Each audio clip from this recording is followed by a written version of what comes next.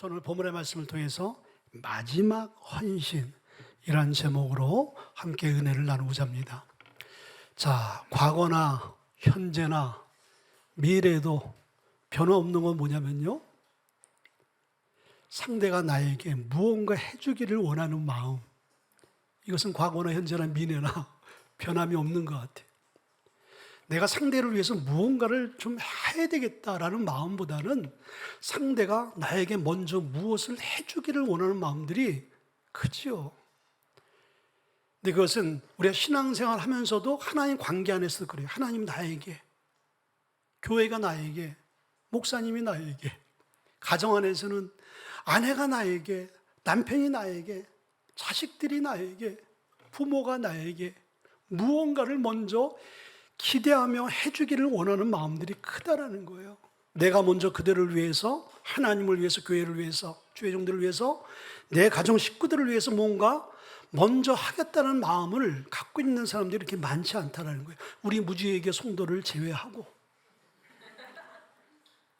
근데 성경을 보게 되어지면은 성경에도요, 특별히 예수님께서 이 땅에서 많은 사역을 하는데 치유 사역을 하셨잖아요. 예수님 앞에 많은 사람들이 몰려왔습니다. 자기들의 문제를 갖고. 소경이 왔고, 문둥병자들이 왔고, 손마른 자가 왔고, 걷지 못하는 사람이 왔고, 말 못하는 사람이 왔고, 듣지 못하는 사람이 왔고, 그리고 귀신 들린 자녀의 문제를 갖고 있는 사람도 왔고, 온갖 문제를 갖고 있는 사람들이 예수님 앞에 나왔어요. 그들이 하나같이 예수님에게 무언가 자신의 문제를 해결받기를 원할 뿐이었죠. 그런데 오늘 성경에 참 독특한 것은 한 여인이 나오죠. 이 여인은 대가 없이 예수님이 나에게 무언가를 해주기를 바라는 것이 아니라 내가 주님을 위해서 무언가 최선을 다해서 가장 귀한 것을 드리는 그러한 사건이 본문의 내용인 거예요. 자, 본문의 배경을 보게 되죠. 예수님께서 이제 예루살렘에 입성하셔서 고난받고 십자가에 죽어야 될 그 시점에 예루살렘으로 들어가기 전에 바로 예루살렘 성 밖에 있는 베다니 지역을 갑니다. 이 베다니 지역이라는 것은 고통의 집, 그리고 가난한 자의 집이라는 소외된 곳인 거예요. 근데 예수님께서 그곳에 자주 가셨죠. 그곳에 오늘 본문에 말씀이니까 시몬의 집이 있었어요. 그리고 나사로의 집이 있었습니다. 나사로나 이 시몬, 특별히 시몬은 오늘 본문의 말씀 보니까 문둥병자라 나와 있지만은 그건 과거겠지요. 예수님께서 그를 치료하셔서 지금은 정상적인 그런 삶을 살아가는 그런 시몬이겠죠. 그의 가정에 방문했을 때 한 여인이 나옵니다. 근데 그 여인이 오늘 본문의 말씀을 보게 되죠. 요한복음 12장 3절에 보니까 이 여인이 어떤 여인인가?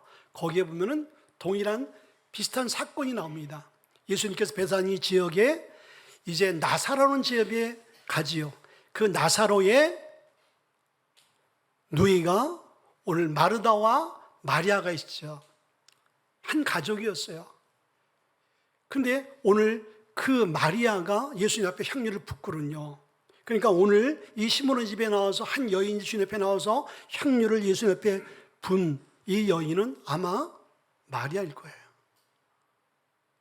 이 여인의 헌신을 통해서 오늘 우리가 선교를 가고 앞으로 선교를 해야 되고 선교를 가야 되죠. 그리고 많은 신앙생활 가운데 하나님과 나와의 관계 안에서 우리는 과연 어떤 헌신을 하나님 앞에 드리는 자인가? 근데 우리의 헌신이 마지막 헌신이라고 생각한다면 우리의 마음이 어떨 거예요? 오늘 선교팀들이 찬양을 했는데 오늘 우리의 찬양이, 우리의 선교가 내 생의 마지막 선교다.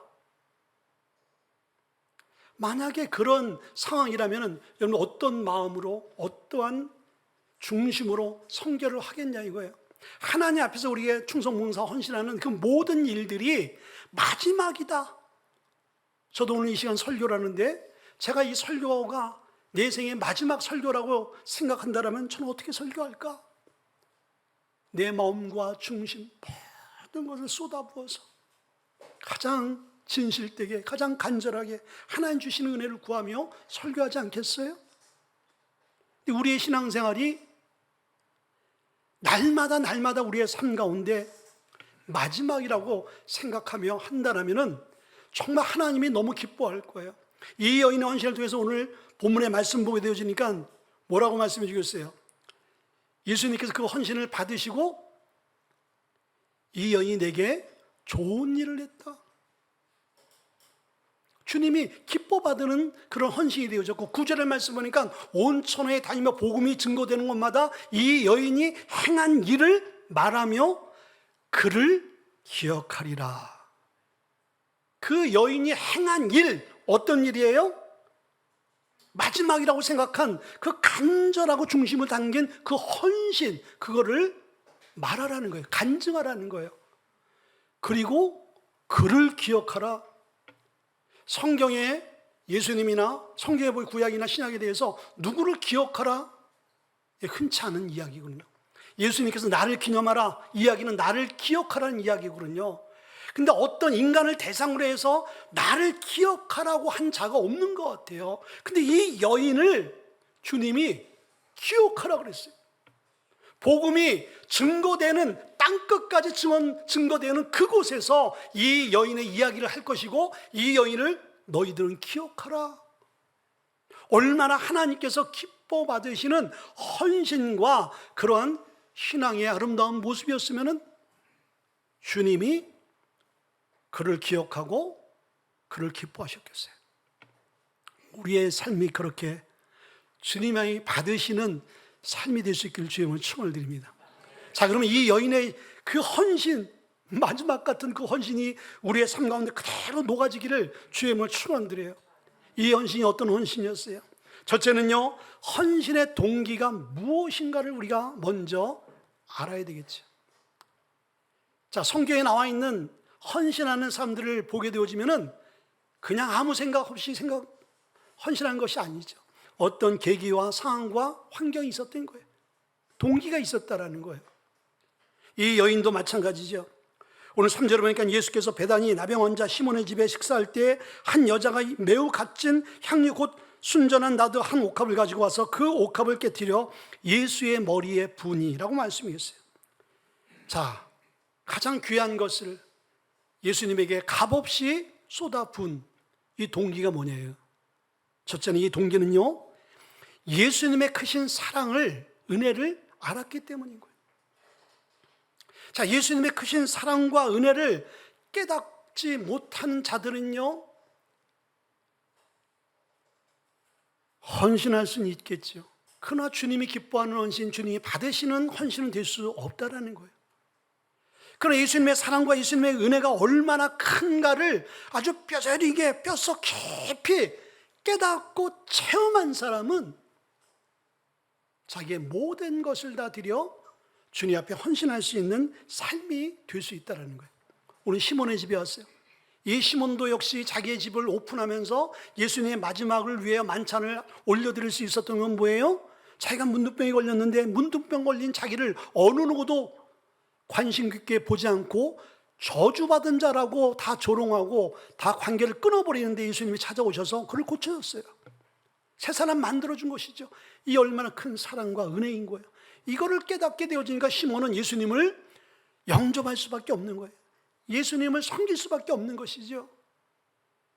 그곳에 달려나온 이 여인은 말할 것도 없는 거죠. 자기 오빠가 죽음을 당한 거예요. 죽은 지 사흘 만에 예수님께서 오셨어요. 근데 예수님이 고치셨잖아요. 살려주셨잖아요. 그리고 예수님이 많은 사역 가운데 그 가난하고 소망 없는 그 지역에 오셔서 그 자기의 부모도 없는 이 남매들을 예수님이 케어하고 또 돌보고 사랑으로 함께 해주는 그 은혜. 마리아 입장에서는 잊을 수 없는 것이죠. 자, 그러면 우리는 말할 것도 없는 거죠. 아, 마리아가 그런 은혜를 받았고 그런 혜택을 받았어? 그러면 나는 뭐 아직도 그런 은혜와 혜택 나는 없잖아. 정말 없습니까? 우리 말할 것도 없는 거예요. 영죽에서 영생의 복을 받았잖아요. 이렇게 함께 예배할 수 있는 것, 이렇게 함께 찬양할 수 있는 것, 구별되어져서 하나님 전에 나올 수 있는 것은 하나님의 특별한 은혜예요. 하나님의 축복 아니겠어요?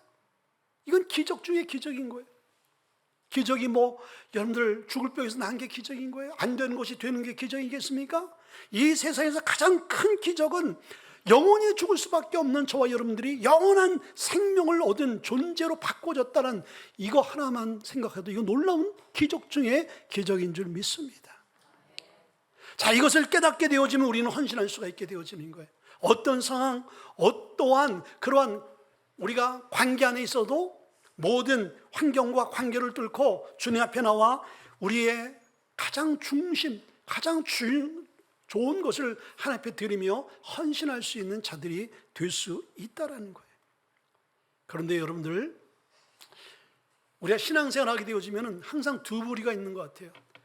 은혜 안에 있는 자가 있는가 하면 은혜 밖에 있는 자가 있어요.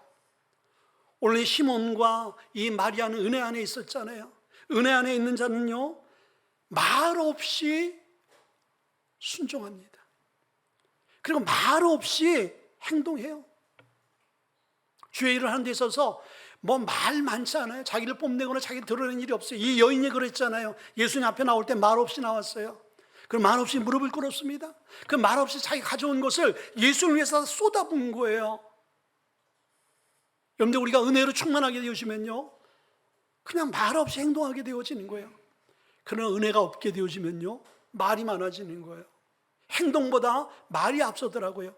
오늘 4절의 말씀 보니까 어떤 사람들이 화를 내어 서로 말하되 어찌하여 이 향유를 허비하는가, 허비한다고 말씀을 있어요.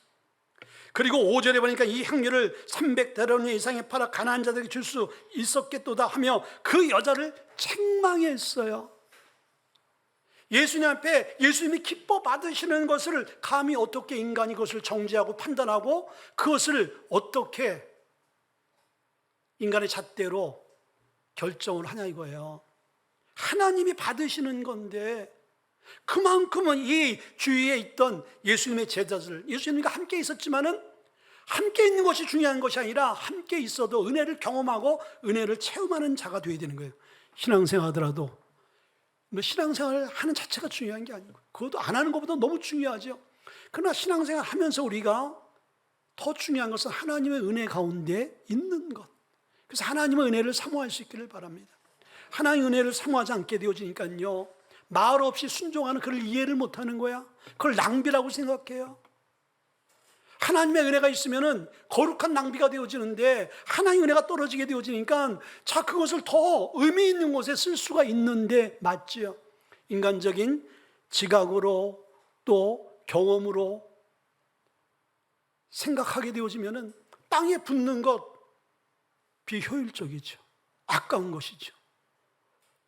그것을 가난한 자들에게 말 그대로 그 말하는 자가 순수한 마음으로 했다라면은 그거 그렇게 쓰는 것도 중요하지요. 그러나 때로는 허비하는 것 같지만은 우리가 하나님이 기뻐하는 그 방법대로 우리의 삶이 허비되는 것 같이, 우리의 시간이, 우리의 물질이 허비되는 것 같이 보일지라도 그것은 결코 허비되는 게 아닌 거예요. 자, 우리가 선교를 가요. 지금 여러분들 동남아가 난리예요. 두 가지 난리. 첫째는 날씨 때문에 난리다. 너무 덥대요. 선교팀도 이제 고생할 생각하고 가세요. 둘째는 물가가 싸고 모든 게 다 싸기 때문에 제주도 가는 대신 동남아를 간다는 거예요. 지금 뭐 베트남이고 캄보디아 난리 났어요 지금. 자, 그러면 우리 선교팀이 그 비용이면 동남아 호캉스 주세요. 먹고 마시고 과일 먹고 풀장에서 시원하게 지내면서 우리가 지낼 수 있다는 것이죠. 믿음 없는 사람들, 그리고 예수 믿지 않는 사람들이 봐서는 야, 미친 짓이다. 야, 네 돈 내서 그 고생하고 섬기고, 야, 그 돈이면은, 그 시간이면은 가서 좀 즐기지. 허비로 생각될 수 있어요. 낭비로 생각될 수 있어요. 그러나 하나님이 기뻐하는 것이기 때문에, 하나님이 받으시는 거기 때문에 우리가 허비되는 것 같이 보일지라도 결코 그것이 허비가 아니다. 우리의 시간과 물질과 우리의 삶이, 여러분들 신앙 안에서, 예수님 안에서 드려지는 모든 것들은 다 의미가 있는 거예요. 아멘. 하나님이 기억하시고 하나님이 받으시는 그러한 시간들과 헌신인 줄 믿습니다. 두 번째는요, 예수님을 진심으로 사랑했기 때문인 거예요. 자, 마태복음 6장 21절의 말씀 보니까 보물이 있는 곳에 내 마음이 있다라고 말씀했어요. 자, 이것은 물질이 있는 곳에 우리의 마음이 있다는 거예요. 자, 하나님 다음으로 중요한 것은, 소중한 것은 뭐예요? 돈이에요, 돈. 아니에요, 여러분들? 하나님 다음으로 필요한 것이 돈인 거예요. 돈이 있어야 내 자녀들, 내 가정들, 내 자신도 편안하고 누릴 수가 있잖아요. 돈 없으면 불편하다는 거죠. 돈 없으면 고통스러울 때가 있어요. 그래서 예수 믿는 사람 자체도 어떻게 보면은 사람조차도 하나님보다 더 돈이 위에 있을 때가 있어요. 우상이 될 때가 있지요. 무엇을 알 수 있어요? 예배할 자리에 우리가 돈 때문에 예배하지 못하고, 하나님을 섬겨야 될 자리에 돈 때문에 우리가 섬기지 못하고, 하나님 앞에 우리가 헌신해야 될 자리에 돈 때문에 헌신하지 못한다면 그 사람은 하나님보다 돈이 더 우선인 사람인 것을 우리가 알 수 있게 되어지는 것이죠. 돈이 그만큼 중요한 거예요. 소중한 거예요. 그래서 돈을 함부로 막 쓰진 않잖아요. 특별히 여러분들 돈이 지출되어야 될 부분들이라면요, 많은 돈이 오가는 그런 부분이라면 더 신중하고 더 귀한 곳에 그 돈이 흘러가잖아요. 돈을 막 쓰지 않습니다. 여러분들, 그리스도의 사랑으로 사로잡히면 지나가는 사람들에게 100만 원도 줄 수가 있겠죠. 그러나 남에게 여러분들 그렇게 베풀기가 쉽냐 이거예요? 안 그래요. 그러나 내가 힘들고 어려울지라도 내 사랑하는 자녀, 내 사랑하는 아내, 내 사랑하는 남편이 어떠한 돈을 원한다라면 여러분들, 내가 그 수중에 그 돈이 있다라면은 그거 사랑하는 사람 때문에, 그 사랑 때문에 주지 않겠어요? 왜? 내가 사랑하는 자녀고 사랑하는 아내고 사랑하는 남편이기 때문에. 그렇지 않으세요, 여러분들?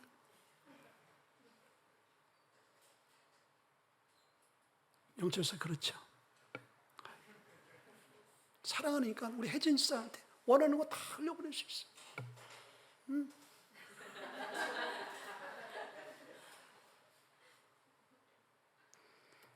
까부르고 보니까 아닌 것 같아요.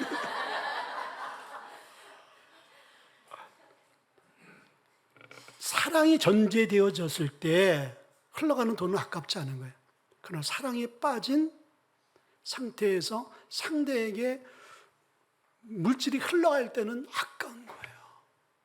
그러니까 사랑한 만큼 사랑의 척도를 우리 알 수 있는 것은 물질의 흐름을 통해서 알 수 있는 거예요. 그래서 요한 웨슬레 감리교 창시자가 한 소리가, 우리가 거듭난 사람은 지갑이 거듭나야 된다는 거예요. 돈을 어디에 쓰냐? 나만 위해 쓴 사람은 아직도 거듭나는 사람이 아닌 거예요. 남과 이웃과 하나님 교회와 선교지를 위해서 쓰는 사람은 거듭난 사람이라는 것이죠.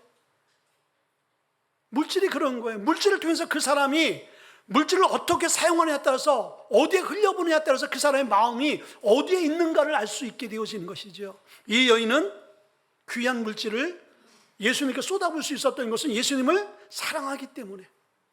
사랑하면 아깝지 않은 거예요. 사랑하는데 없는데 아깝습니까? 아깝지 않죠. 그렇죠? 일부에 되겠지. 우리 사람이, 제가 필요한 것은 우리 사람이 안 쓰더라도 저를 위해서 쓰게끔 해줘요.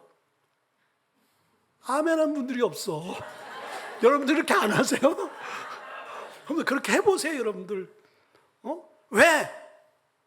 사랑하는 자니까, 사랑하는 사람이 필요하고 사랑하는 사람이 원하니까 내가 들쓰더라도 그게 부모의 사랑 아니겠어요? 그게 예수님의 사랑인 거예요. 성도의 사랑도, 예수님을 향한 사랑도 그런 사랑이 되어야 되는 거예요. 우리가 예수님을 사랑하게 되어지면 나의 전부를 드려도 아깝지 않은 것이죠. 나의 생명조차도 아깝지 않은 것이죠. 왜? 나에게 영원한 생명을 줬기 때문에. 이 땅의 생명은 잠깐 제한된 생명이지만 하나님께서 우리에게 주신 생명은 영원한 생명이잖아요. 값으로 살 수 없는 그런 생명을 우리에게 주셨단 말이죠. 그 사랑을 깨닫고 그 사랑을 주신 하나님을 우리가 사랑하게 되어진다면 그 사랑 앞에 우리가 모든 것들을 다 드려도 아깝지 않은 거예요. 이 여인이 그 욕을 먹어가면서 그 귀한 것을 드릴 수 있었던 것은 주님을 사랑하기 때문이에요. 사랑하게 되어지면 눈과 귀가 다 보이지 않고 들리지 않는 거예요. 아무리 떠들고 아무리 비판하고 아무리 화를 내도 주님을 향한 그 사랑에 초점이 맞춰지니까요, 들려오지 않는 거예요. 보여지지 않는 거예요. 누구만 보여요? 예수님만 보이잖아요. 예수님의 사랑으로 충만할 수 있기를 주의 이름으로 축원드립니다. 예수님의 사랑이 여러분들을 사로잡게 되어지면요, 예수님만 보이는 거야. 예수님을 위해서 무엇을 위해 살까? 예수님을 위해서 무엇을 위해서 내가 살 수 있을까? 고민하는 자가 되어지는 것이죠. 세상을 사랑하게 되어지면 세상을 위해서 내가 어떻게 살까 고민하며 그 세상에 빠지는 자들이 될 수밖에 없는 자가 된다라는 거예요. 두 번째는요, 이 여인은 최선을 다하는 헌신이었어요. 자, 오늘 8절 보니까 그는 힘을 다하여 내 몸에 향료를 부어 내 장례를 미리 준비하였느니라. 그는 힘을 다하여라는 이 말에 오늘 보여지니까 최선을 다했다는 거예요. 최선을 다하여. 자, 우리의 헌신이 최선을 다할 수 있기를 바랍니다. 주님은 최고를 원하는 것이 아니라 최선을 하나님 원하세요. 최고를 드릴 수 있는 환경과 상황이 되어질 때 최고를 드릴 수 있겠지만은 하나님은 최고보다 최선을 다하는 것, 작은 것일지라도 오병이어의 역사같이 자기의 가장 작은 도시락 하나를 최선을 다해서 그 무리를 위해서 드릴 때 하나님이 기뻐하시는 것이죠. 그런 관점으로 보게 되죠. 우리는요, 최선을 다해서 드릴 수 있는 것들이 얼마나 많은지 몰라요. 시간을 최선을 다해서 드릴 수 있잖아요. 우리의 몸을 최선을 다해서 드릴 수가 있잖아요. 우리의 달란트를 최선을 다해서 드릴 수가 있잖아요. 이 예배를 최선을 다해서 예배를 드릴 수 있잖아요. 기도를 최선을 다해서 할 수가 있잖아요. 이 여인이 그런 최선을 다해서 한 거예요. 오늘 이 여인의 그 향유 옥합이 300데나리온이었어요. 300데나리온은 여러분들 우리가 잘 알듯이 장정이 300일을 일해서 얻은 품삯인 거예요. 오늘날들 품삯 하루 일당을 20만 원 쳐도 얼마예요? 6천만 원인 거예요. 고급 인력 30만 원, 40만 원이면요 9천만 원이 넘는 거예요. 근데 오늘날 6천만 원, 9천만 원 작은 돈이에요, 큰 돈이에요? 그렇죠. 작은 돈이 결코 아니단 말이죠. 이 가난한 집안에 이 여인에 있어서 6천만 원, 9천만 원은 엄청난 돈인 것이죠. 재테크할 수가 있는 거예요. 이걸 다른 데 투자할 수도 있단 말이죠. 자기를 위해 쓸 수도 있다는 것이죠. 근데 이것을 자기를 위해 쓰는 것이 아니라 주님을 위해서 다 쏟아부은 거예요. 헌신의 방법도요, 이 여인을 보니까 그것을 깨서 완전히 다 주님께 머리서부터 쏟아부었는데 그 양이 얼마나 많은지 흘러서 발까지 흘러내린 거예요. 그래서 이 여인이 자기의 머리카락으로 예수님의 그 향유의 발을 다 닦아준 사건이 나옵니다. 우리 헌신도요, 헌신의 방법이 여러 가지예요. 이 향유요 다 안 부어도 돼요. 유대인 당시에 외부에 손이 오면 냄새나고 먼지가 많고 땀이 있으니까요, 중동 지역은 향유가 많잖아요. 향이 많기 때문에 외부 손님을 위해서 향을 이렇게 뿌려주듯이 이렇게 발라주는 그런 전통이 있다라는 거죠. 그것만 해도 대단한 거예요. 왜? 예수님의 제자나 어느 누구도 예수님에게 향유를 발라주거나 해준 사람이 없기 때문에. 두 번째는 예수님의 향유를 다 깨우지 않고 반만, 3천만 원만, 그리고 3천만 원 자기를 위해서 비축해 두고, 그것만 해도 대단하잖아요. 그래야 한 거예요.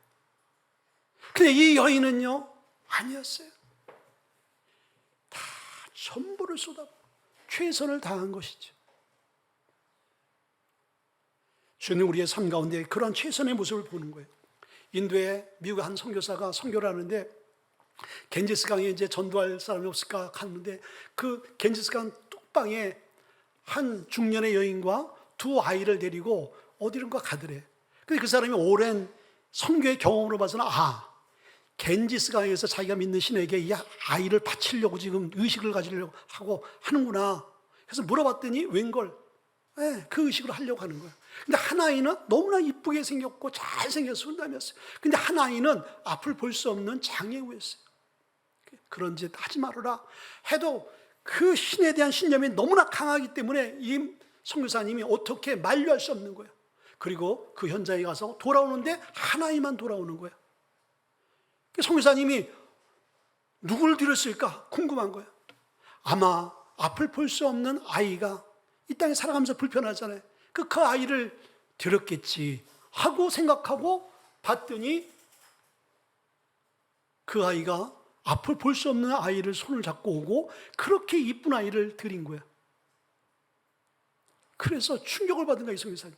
아니, 이 아이는 앞을 볼 수 없어서 더 힘들고 어렵게 살아갈 아이라면은 당신의 신께 이렇게 드리는 게 낫지 않겠어요? 그랬더니 이 여인이 하는 소리가, 당신이 당신께 믿는 신에게 그렇게 합니까?